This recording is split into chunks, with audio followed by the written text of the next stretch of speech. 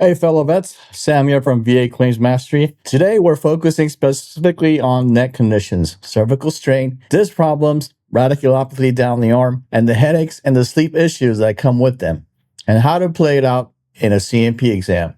But before we dive in, if you're tired of fighting your VA claim alone, I built a community just for you. Inside the VA Claims Mastery community, you can get free claims help, ask questions, and grab valuable resources to get you service connected with fewer frustrations and fewer rejections. And if you're stuck on your claim or have been repeatedly denied, you can book a one-on-one call with me so we can go over your situation and map out your best moves together. Just check the links in the description or pinned comments to join the community and schedule your call. Listen, you wouldn't step into a combat zone without checking your gear, so why would you walk into a C&P exam without rehearsing? This isn't about memorizing lines, it's about rewiring your brain. For years, you were trained to say, I'm fine, and push through the pain. In that exam room, that instinct is your enemy. You need to go over these concepts until stopping at the onset of pain becomes a muscle memory and talking about your worst days feel natural instead of uncomfortable. First, we're going to cover how examiners look at your records for neck issues. That includes your C-file,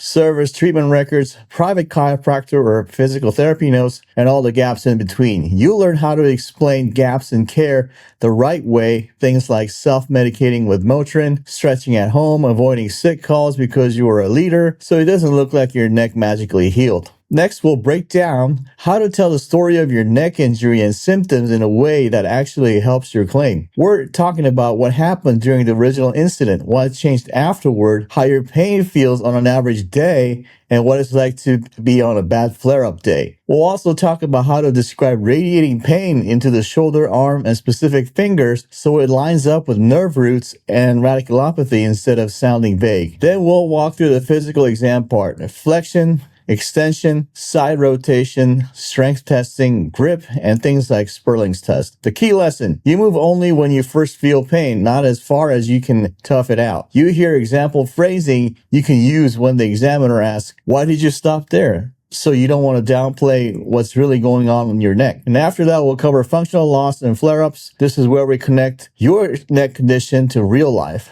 Checking your blind spot, driving, washing your hair, tying your shoes, sitting on a desk, missing work, having to lie flat just to take the pressure off. This is what the VA is supposed to consider under the DeLuca criteria, how your neck affects your actual functioning, not just the quick range of motion numbers they wrote down. We'll also get to the secondary issues from neck conditions like tension headaches and migraines that start in the neck and crawl up to your skull, how often they happen, and whether they're frustrating, meaning you have to stop what you're doing, lie down in a dark room, and write it out. We'll connect those symptoms back to your neck so the VA can't pretend they're random and unrelated. Finally, we'll talk about how to close the exam strong. When the examiner asks, is there anything else I should know? You should know how to make sure they've heard about your sleep problems, fatigue, and mood changes from chronic neck pain instead of walking out with half your reality still in your head and not in the report. This training is about practicing until telling the full truth about your neck and your worst days becomes your default in that exam room. Preparedness is what separates 0% from 30%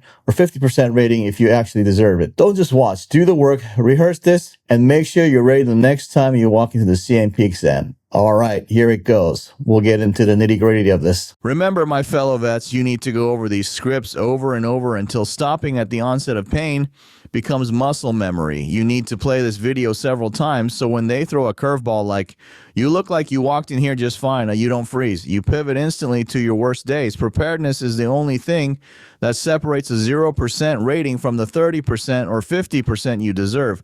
Don't just watch, do the work. Block 1, introduction and record review, minutes 0 to 10. Examiner. Good morning, sir. I'm Dr. Payne in your neck. The VA has contracted me to conduct your exam today. We have an hour scheduled. I'm going to be looking at the computer a lot. I'm not ignoring you. I have to navigate the DBQ, Disability Benefits Questionnaire, as we talk. Veteran, understood. Examiner, I have your C-file here. I see service treatment records from 2018 regarding a neck injury, and then some private treatment records from a chiropractor in 2021 and 2023. Is that accurate? Veteran. Yes, that's right. Examiner, before we touch on the injury, are you right-handed or left-handed? Veteran. Right-handed. Examiner. Okay, I see a gap in treatment between 2019 and 2021. Can you explain that? Veteran. Honestly, I was trying to suck it up. I was a squad leader. I didn't want to be the guy constantly at sick call. I just took a lot of Motrin and used heating pads at home. But eventually, the numbness in my hand got so bad that I had to see a civilian chiropractor. Coaching note addressing gaps. This is a critical moment. Examiners look for a continuity of care. If there is a gap, you must explain it. Self-medication, over-the-counter medications, stretching, avoiding activities is a valid explanation for why you didn't see a doctor, but you must verbalize it. Block 2, detailed history of injury and symptoms, minutes 10 to 25. Examiner. Let's go back to the LMTV incident in 2018. Please walk me through the mechanics of the injury. Veteran. We were in the training box. I was in the back. Proper bench. The driver hit a washout at speed. I wasn't braced. I launched upward. My helmet, ACH, hit the roll cage. It felt like my head was shoved down into my chest. Examiner. Did you lose consciousness? Veteran. No, but I saw stars. My neck seized up immediately.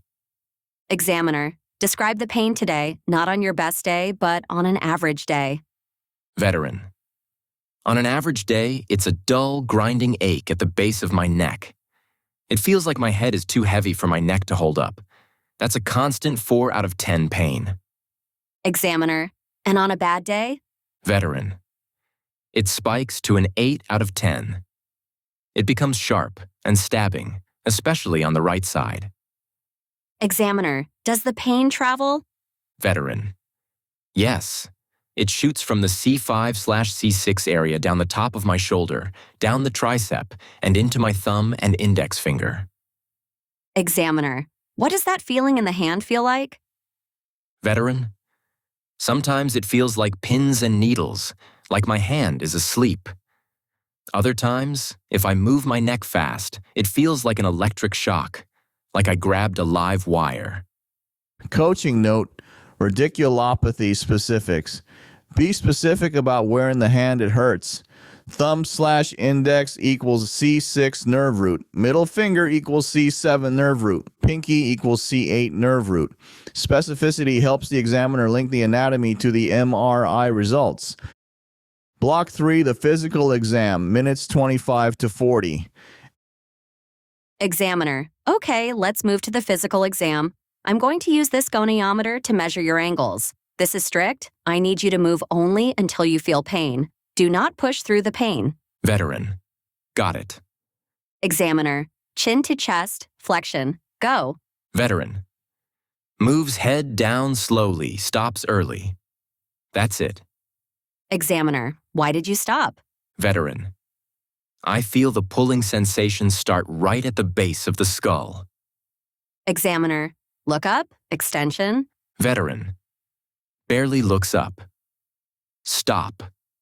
It feels like bone grinding on bone. Examiner. Turn right, rotation. Veteran. Turns about 45 degrees. Stop. I'm getting that electric shock in my shoulder now.